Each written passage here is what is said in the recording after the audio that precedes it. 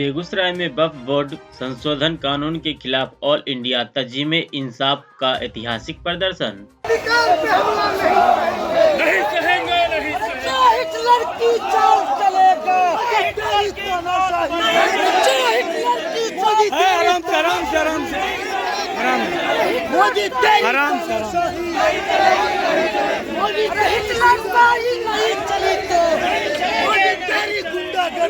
बेगूसराय में वक्फ बोर्ड संशोधन कानून संविधान विरोधी है, इसे सरकार को अविलंब वापस लेना चाहिए। 3 तलाक कानून का मामला हो, हिजाब पर बैन का मामला हो, CANRC का मामला हो या वक्फ संशोधन कानून का मामला हो, इन सभी मामलों में सरकार अल्पसंख्यक मुसलमानों को टारगेट करने का काम किया है।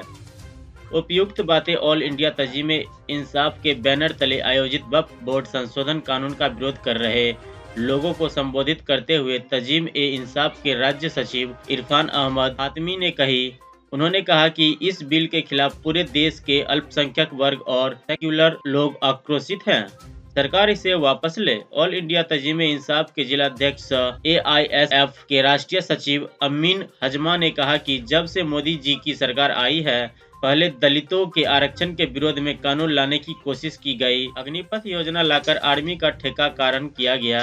इस देश की शिक्षा व्यवस्था को ध्वस्त करने के लिए नई शिक्षा नीति 2020 लाई और अब इस देश के अल्पसंख्यक मुसलमान समुदाय को टारगेट करने के लिए उनकी स्वतंत्रता के अधिकार को छीनने के लिए वक्फ संशोधन कानून लाकर इस देश के संविधान के अनुच्छेद 14 और 26 का उल्लंघन किया गया। इस कानून का समर्थन करने वाले भाजपा के घटक दलों ने भी अपना अल्पसंख्यक विरोधी चेहरे को उजागर करने का काम किया है, जिसे अभी हम लोग बखूबी समझ रहे हैं। ज्ञात हो कि दिनांक 13 अप्रैल 2025 को वक्फ कानून के खिलाफ ऑल इंडिया तंजीम-ए-इंसाफ के बैनर तले GD कॉलेज से हजारों की संख्या में वक्फ बिल वापस लो, संविधान के अनुच्छेद 14 एवं 26 का उल्लंघन करना बंद करो, एक समुदाय को टारगेट करना बंद करो, समाज को बांटना बंद करो, संबंधित मांगों से बैनर, पोस्टर एवं तिरंगा झंडा के साथ निकाले। इस बीच लोग सरकार के तानाशाही विरोध रवैया के खिलाफ नारेबाजी कर रहे हैं। जुलूस सभा में तब्दील हो गई, जिसकी अध्यक्षता जिला अध्यक्ष अमीन हजमा कर रहे थे। बेगूसराय से तासीर ब्यूरो चीफ कोनन अली की रिपोर्ट।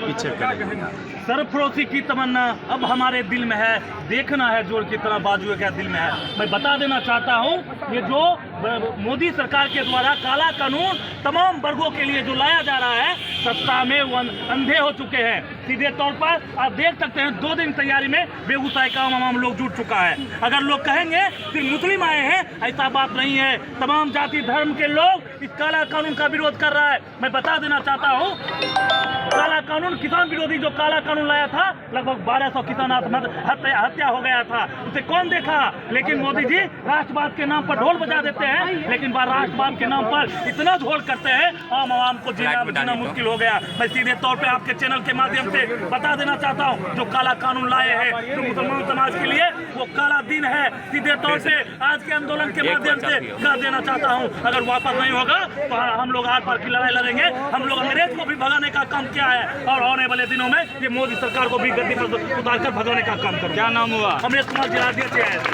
प्रदर्शन को लेकर ऐसी बात कहेंगे कि सब कुछ है, फिर भी एक फांस से चुभते हैं हम। तेरे सियासत की चमक बढ़ाने के लिए तुझे मिलते हैं हम। जब जब इनकी सियासत में इनको लगता है कि कहीं न कहीं लोग अब हमसे काम का हिसाब मांगेगा, हमारे द्वारा किए गए गतिविधियों का हिसाब मांगेगा, तो ये चले आते हैं मुसलमानों के खरखा बनकर। आज जो इन्होंने संसद से आधी रात में पास करवाया है वक्फ अमेंडमेंट बिल, ये सीधे सीधे हम अल्पसंख्यकों पर हमला।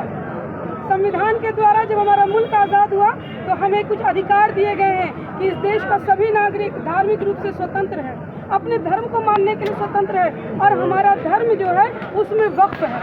वक्फ वो संपत्ति होती है जो अल्लाह की राह में दान कर दी जाती है चैरिटी के लिए, जिसमें हमारे कब्रिस्तान हैं, मदरसे हैं, मस्जिदें हैं, हॉस्पिटल्स हैं, बड़ी बड़ी यूनिवर्सिटियाँ बनी हुई हैं, यतीम खाने हैं जिसमें लोगों को तालीम मिलती है, इलाज मिलता है। और हमारे जो पूर्वज हैं उन्होंने क्या सोच कर वक़्त किया था, यही ना, ताकि हमें दूसरों की राह ना देखनी पड़े।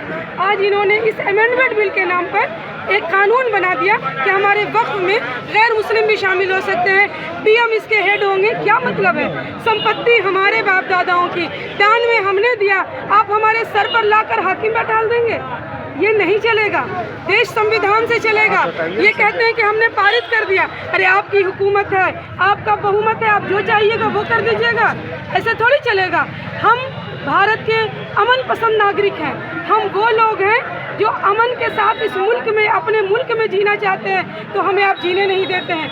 कभी आप चले आते हैं 2014 से लगातार देख रहे हैं, कभी 3 तलाक का रेशियो जाकर देखिए कितना है। हमारे यहाँ तो तलाक का रेशियो आपसे बहुत कम है, लेकिन आपको फिक्र हमारी सताती है। कहते हैं कि जब रात में भी मोदी जी की नींद खुलती है ना, तो उनको नींद में मुसलमानों की ही खैरखाई नजर आती है। अगर इतने खैरखा हैं तो क्यों नहीं लोकसभा और विधानसभा में टिकट देते हैं? टिकट देना, हमें हमारा हक देना। नहीं, इन्हें कोई आकर हमसे काम का हिसाब ना मांगे, शिक्षा की बात ना करें, रोजगार की बात ना करें, महंगाई की बात ना करें, गरीबी दर ना पूछे, इनसे गिरता हुआ जीडीपी क्यों है वो ना पूछे, अमेरिका ने टैरिफ क्यों लगा दिया वो ना पूछे। तो ले आओ ऐसा बिल कि पूरे दुनिया में दिखला दे कि हम मुसलमानों के खैरखा हैं, और अंदर से ये क्या कर रहे हैं, हमारी जड़ें काट रहे हैं, हमारे हुकूक को छीन रहे हैं। तो हम तमाम लोग आज यहाँ एक वानगी की शक्ल में आए हैं। ये एक झांकी है और पूरी कहानी बाकी है, आगे पूरी कहानी होगी। ये जो आप तमाम लोग देख रहे हैं, ये सिर्फ 2 दिन के एक हम लोगों के आना है, और आगे यहाँ पर आ जाए। हम लोग पूरी तैयारी से उतरेंगे, तो सड़क का चप्पा जो है वो एकदम भर जाएगा कि हम इस बिल को नहीं मानेंगे। किसानों के लिए जो इन्होंने बिल लाया वो बिल्कुल गैर कानूनी बिल था, और इन्हें अंत तक तमाम जो भी इस तरह के लोग, इन्हें वापस लेना, जो भी संगठन के लोग, आप अजदाद की जमीन इस तरह जो भी संगठन के लोग